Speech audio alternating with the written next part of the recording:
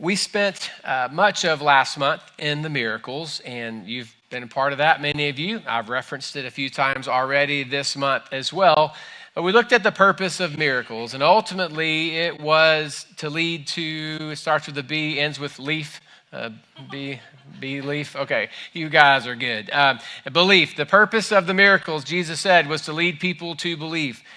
Yes, it helped people. Yes, it encouraged people. Yes, it always made someone's life better, or maybe an entire group of people's lives better. But ultimately, it was to lead to belief. And when you and I experience that, we place our belief in Jesus. At that point, we're now able to access some of tomorrow's gifts even now. Well, as that happens, you and I are introduced to an invitation. It's an invitation that God gives us to live an abundant life. And at times we look at that word abundant life or free life or a life of joy or hope or purpose, and we think it's all in heaven. It's on the other side. But the truth is, Jesus spoke of living that life now. So there's this tension between those who follow Jesus now, who are living under this kingdom's laws, but yet you know you've been made for more, and your citizenship is now somewhere else. So you're here, you still have to abide by these rules, and you still live in a place that values what it values, and sometimes that's a moving target, but our world values what it values. And at the same time, we are made for something more, and we have to find a way to connect those two. And when Jesus taught on prayer last week, he said, you prayed this way, that your will be done on earth as it is in heaven. There's this idea of connecting what's there with what's now. But it's hard to value what's there when we're still living here and now. And that's why we have this teaching from Jesus throughout the Gospels, Matthew, Mark, Luke, and John. The teachings were basically Jesus telling those who would follow him or who were already following him how they would connect the two. How do you structure your life around the values of the kingdom, and yet you're still here? So we have a lot of those teachings, and the bulk of what we have is in Matthew chapter 5, 6, and 7, and that's where we are and have been throughout this month. So if you have a Bible, open it up to the book of Matthew. We're looking at chapter 7 today. And in this particular bit of the teaching, in this section that Jesus is teaching, he again is referencing how to live kingdom life even here while we're here, in this kingdom, if you will. But the focus, the main idea that he gets across in chapter 7 that we're going to look at today is that ultimately Jesus wants us to tell him what we believe, not with our mouth, but with our lives. He says actions are much more powerful than what you say. What you do is more important. Your words carry more weight than your lips. How you live your life says a lot more about what you believe than what is coming out of your mouth. And you and I know we can do that with each other all day long. I can tell you, I'm sorry, I shouldn't say that, I shouldn't be this way, I shouldn't have snapped back at you, I shouldn't have done that. We can say I'm sorry all day long, but eventually what you want to see from me is a life that's lived differently. Because if I'm truly sorry about that, eventually my actions are going to show that. Just continuing to say I'm sorry, it gets old after a while because it's obvious that that's not a true reflection of who I am and what's going on here. So this entire bit in chapter 7 is Jesus helping them to understand that how you live says a lot more than what you say. Now, Jesus' method of teaching in this particular section is what he does often, really. He throws a large net that covers a lot of people in a lot of different areas, and then he begins to pull the net in, and it gets smaller as he pulls it in. And as he tightens it, it gets a little more uncomfortable as well. And then right when you feel like you're about to be suffocated, Jesus gives an illustration or a story or gives you something to hang your thoughts on to say, oh, okay. It's a little bit of a lift me up, a pick me up, and a way to be able to see it in a different kind of way.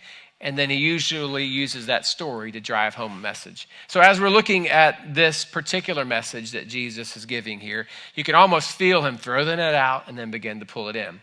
So he throws the wide net out in verse 13, and Jesus says, "Enter through the narrow gate, for wide is the gate and broad is the road that leads to destruction, and many enter through it.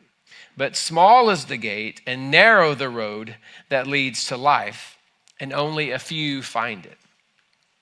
Now, try to put yourself in their position. You are a child of Abraham, as they would refer to themselves. They are descendants of Abraham. They are Israelites. And Israel was a spiritual identity as much as anything else.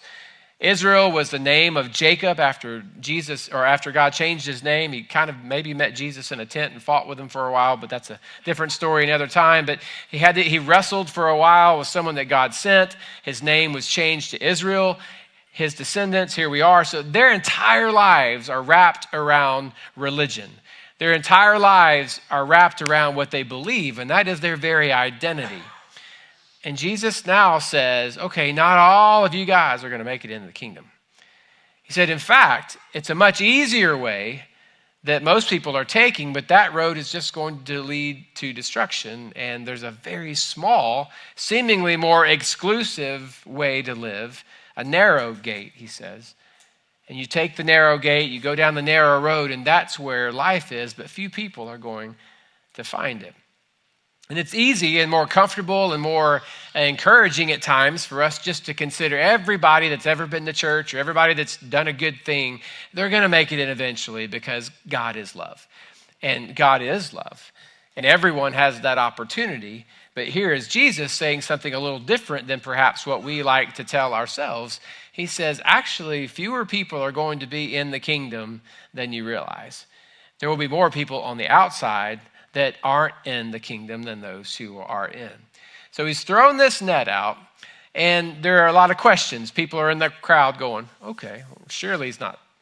Anyway, must be for them. And so there's the net. And he begins to pull it in, though, and he starts not necessarily with the bulk of the people there. He kind of taps into a sensitive subject with the religious leaders and teachers in the place. So this might be one of those moments where you get to stop and fold your arms and just realize Jesus is giving a warning to people like me, people who in many ways speak on his behalf. Even though I wouldn't consider myself a great mouthpiece for Jesus, I understand analogy-wise what that means.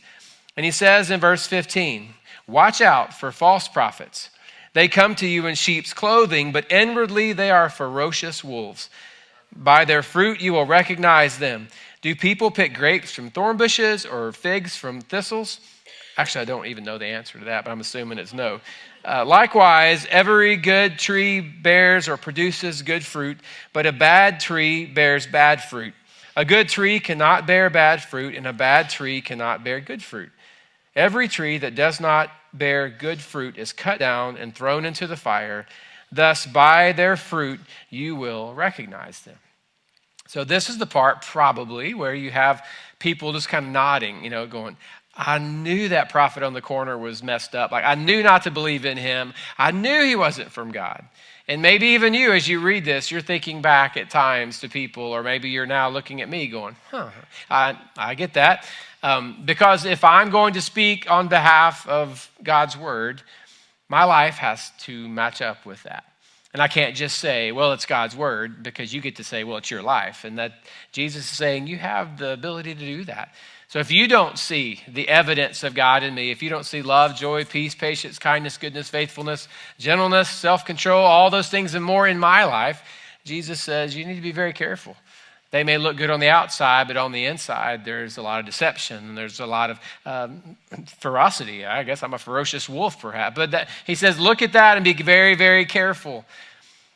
Now, when I read that, I'm reminded of a season of my life before we started the Bridge, where I was not doing ministry, and I was happy with that and didn't want to do ministry anymore. So I had like this 2-year period between pastoring, and I was looking for other opportunities. I did have another job, and as I was doing that, for the very first time in my life, I realized I was not paid to be a Christian spokesperson. Like, I could do whatever I wanted to do. Now, I had hoped all my life that I wasn't doing it because it was my job or anything else, but I'd hoped it was sincere, but I didn't know, because I never offered to give back my salary just to prove a point. I just said, no, I'll take it. Come on.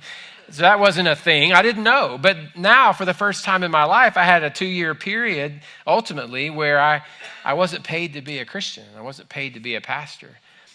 And so as challenging as it was at times there was this freedom and realization when I found myself just a working dude and getting up on a random Tuesday morning at my same little spot, kneeling down to saying, Jesus, okay, here I am, and I want to thank you for this, and I want to thank you for that. You've been so good to me, and here's who you are to me, and here's my friends that don't know Jesus yet that I want to pray for, and here are the opportunities. And I found myself living the same way I had lived before, even though it wasn't my job. I don't do that to say I'm legit and you can trust me, anything like that. I do that to say I was able to step in with a different kind of confidence the next time around, because I knew I wasn't being paid to say the things. I knew that I was deeply in love with Jesus, and I believed he was my only hope. And regardless of whether it was my job or not, I was going to live for him. So that was a different thing for me, and I'm thankful for it. So when I read this, I'm like, yeah, I mean, we don't know until we're put in those spots. So now that I've been beaten up, now it's your time. Jesus is pulling in the net a little bit more, and he says in verse 21, not everyone who says to me, Lord, Lord, will enter the kingdom of heaven, but only the one who does the will of my Father who is in heaven. Many will say to me on that day, Lord, Lord, did we not prophesy in your name, and in your name drive out demons, and in your name perform many miracles? Then I will tell them plainly, I never knew you. Away from me, you evildoers. After they had done all these holy things, he says, away from me, evildoers, I do not know you. Now, this is the part where the net is pulled in and he's thrown it out there. They're all like, oh, yeah, amen. You know, watch out for Brother Chad and all that stuff. And then they pull in and he says, and listen, not everyone who calls out and wants to be there and even says, Lord, Lord, they're not all going to be there. And I think it's interesting that he uses it that way, because if he had said not everyone's going to make it, they would think, oh yeah, I mean, my neighbor doesn't even pay any attention. When he goes to the synagogue to pray, he's not even sincere. We all know it. We watch it. He said, no. There will be some who were on the outside saying, Lord, Lord, what do you mean? I mean, look at what I did. In other words, they assumed they were going to be there. They assumed they were good. They assumed that they were in the right place they needed to be. And then God's going to say, I don't know you. I don't know your name. You don't belong here. It wasn't a matter of wanting to be there. It was a matter of they didn't belong. Now, clearly people are not saved by what they do. So don't read this and think, oh, well, it's about actions, because he just said there'll be people who have done some great things, but they're not there. And it's not just about saying something in a certain way. He said, they're going to say, Lord, Lord, Master, I recognize you. He said, no, it's not about that. What he's getting at is that when the way we talk and the way we live, when those things come together to reflect God's kingdom values, that is when we know that he is our king. When those things come together and there's evidence and there's a life that's lived where actions and words value the same things that heaven values. And he says, up until that point, if you're not there, then your words alone mean nothing. And your work alone really doesn't mean anything. He says, I want to know who it is that is going to hear my words and then immediately put them into practice. He said, because that's when I know that they belong to me. That's the evidence of them following me. Last week, for those of you who were here, we looked at Jesus' teachings on prayer. And Jesus was very clear about the kinds of prayers that he wants his people to pray and how we are to pray and the purpose and the power of prayer. So let me just widen this net a little bit. How many of you had a different prayer life? Don't raise your hand. How many of you had a different prayer life this week than you had prior to last Sunday? Now, most of us would probably say, it's kind of the same. And that kind of the same response is exactly the warning that Jesus is giving. If you're able to hear my words and go, that's cool, and then get up and leave and not put it into practice, he said, where's the evidence that you belong to me in the first place? Now, none of us is going to be perfect, and none of us will leave going, prayer, I'll do this thing. Now, perfected prayer, moving on to the next teaching. That's not the way it works. We know that. But he says, when you hear what I say, when you are exposed to what it is that I've taught you, immediately put it into action, because that is the evidence that you are mine. That's the evidence that you're going to be on that narrow road, going through that narrow gate that very few are going to ultimately enter. It's your evidence that you're going to be one that's going to stand before me one day, and I'm going to say, welcome in, and call you by name. You're in this place. You're welcome here. I've been preparing a place for you. He said, but if you hear what I have to say, if you're exposed to truth and you just let it go, then what evidence do you have in your life that you belong to me? So things were getting tense there. Maybe they are, or maybe they're not for you now, but Jesus was pulling in that net. People were starting to question a lot of what they thought prior to this message that Jesus was giving. And I think he felt it, so he brings in an illustration. And he said in verse 24, therefore, everyone who hears these words of mine and puts them into practice is like a wise man who built his house on the rock. The rain came down and the streams rose and the winds blew and beat against the house, yet it did not fall because it had its foundation on the rock. But everyone who hears these words of mine and does not put them into practice is like a foolish man who built his house on sand. The rain came down, the streams rose, and the winds blew and beat against the house, and it fell with a great crash. Jesus does not say things are going to be easy. He does not dismiss the idea that life is hard.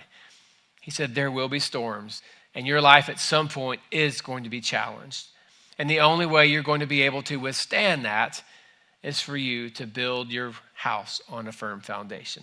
Now, if Jesus had said this, and I had said, it's like this, building your house on sand, you'd laugh and go, what a silly analogy. Give me something more spiritual. This is Jesus, the Son of God, that said, here's what it's like.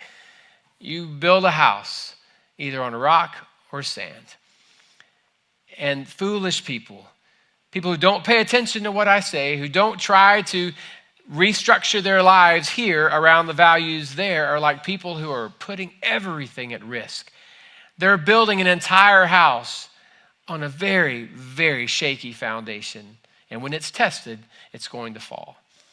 And I wish I could tell all of you and look in the mirror and tell myself that our very worst days are behind us, that we've gone through the hardest of things that we're going to go through. But I'm not certain that's the case for me, and I certainly don't know if that's the case for you. All I can do is make sure that my life, my center is on something more than my behavior, more than on things that I've learned, more than on things that I've accomplished, more than on things that I heard other people say, but that I investigate myself, the claims of Jesus, and as I discover those, I begin to build my life around those things. He says, when you do that, then you have built a house that is going to be able to withstand.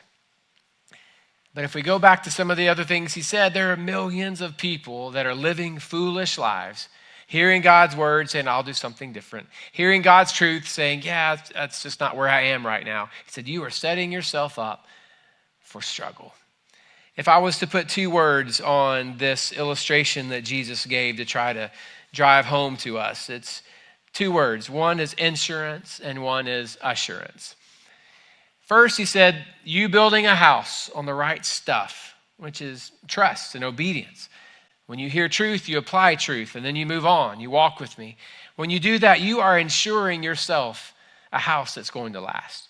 You're ensuring yourself that you are basing your life on something that's going to withstand all the struggles, which ultimately will affect, negatively or positively, all the people that are around you.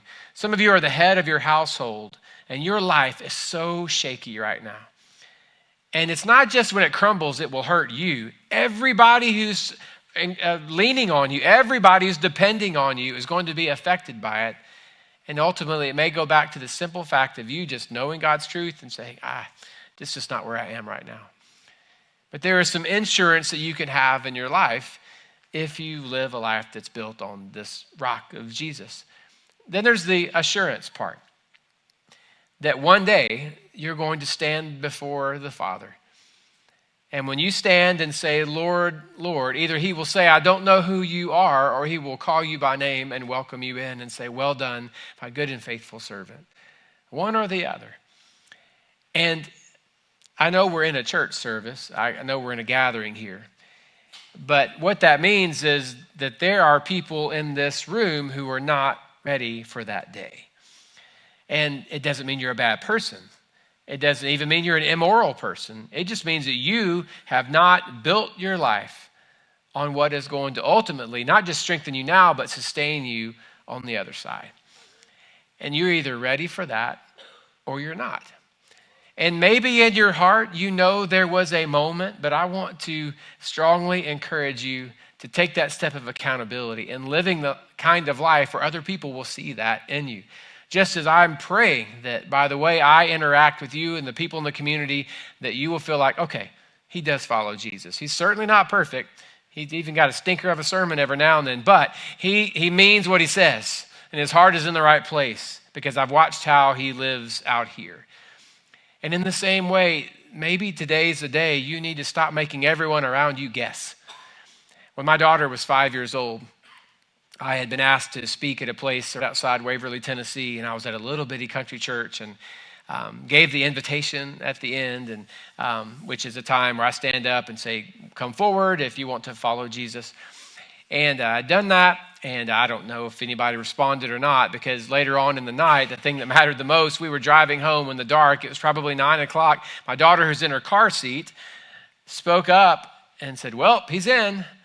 And we looked back and said, what's that, baby? She said, he's in. And she was kind of immature as a 5-year-old, but I said, what do you mean? He is in. I was like, yes, I understand that. Who? Jesus. I just asked him in. He's in. Oh, okay. Like, so very emotional salvation story there. He's in. We just left Dairy Queen, like we're moving on. But I say that to say, I'll never forget that day. But I'm also so thankful that when my time comes and I'm about to leave this earth, or God forbid her time come before mine, I don't have to just go back to he's in as my confidence. I have watched her follow Jesus. I have watched her be exposed to truth and apply that day after day and year after year. I've watched her become a woman of God, so I don't have any question there. And not that Jesus was wanting to talk about ends of our lives, but per se, as far as other people are connected, but I fear that many of us are putting the people around us in a weird position where they're just having to examine all the fruit and see if there's any at all and wonder and guess because it hasn't been overt and obvious that we are children of the King. And my hope and my encouragement for you today is that regardless of where you've been, what you've been through, that moving forward today, you leave no doubt in the mirror, and you leave no doubt in your home, and you leave no doubt at work who you belong to, whose you are, that you are his and he is yours. You may not get it right all the time. None of us is perfect. We're all going to have regrets. We're all going to have moments we want to take back. But in the end, are you at a point where you have the assurance that you'll stand before Jesus, warts and all, and say, hey, Father, and he calls you by name and says, come on, it's been a rough road, but you're home now. And if you don't have that assurance, you can. You can absolutely have that. You say, well, isn't that judging to say, no, we're just trusting. And Jesus himself said it over and over again, that we will be known by our lives, by how we live, and that will tell whose we belong to. So if you're a follower of Jesus, that's awesome. Make sure that you're living the kind of life that is giving you the assurance day by day. You don't have to wonder what's going to happen when I leave, what's going to happen when I die, you can know, I don't want to die. I don't want to leave this. I got all kinds of things to do. And my Cowboys still haven't won a Super Bowl in a long time. I got a lot that I need to see on this side still. But if my time comes, and let it go, as I'm ready, I'm willing, I know Jesus is reserving a place for me, and I guess I'll be done with my mission, and that'll be fine with me. But you can have that same assurance. I want to encourage you, if you're a follower of Jesus, to make sure that you're living the kind of life that gives you the confidence in that mirror that, yep, I belong to him. And the people around you know that. And if you're not a follower of Jesus, or if you're not quite sure, if you're just saying, well, I guess I had that experience. I think I remember being baptized. Just solidify it today. To say, Jesus, if I wasn't saved before, I'm yours now. And if I was already, I'm sorry I didn't grow enough to give me the confidence, but now I'm ready. I'm all in. I'm yours and you are mine. And just for accountability, I want to encourage you after the service is over to take that card in front of you just to say, today I've become a follower of Jesus and I want to follow through. I want to be baptized next month and do this thing. Just drop it in the tithe box on the way out and we'll contact you, set that thing up and help you begin to take steps so that you don't have to doubt anymore.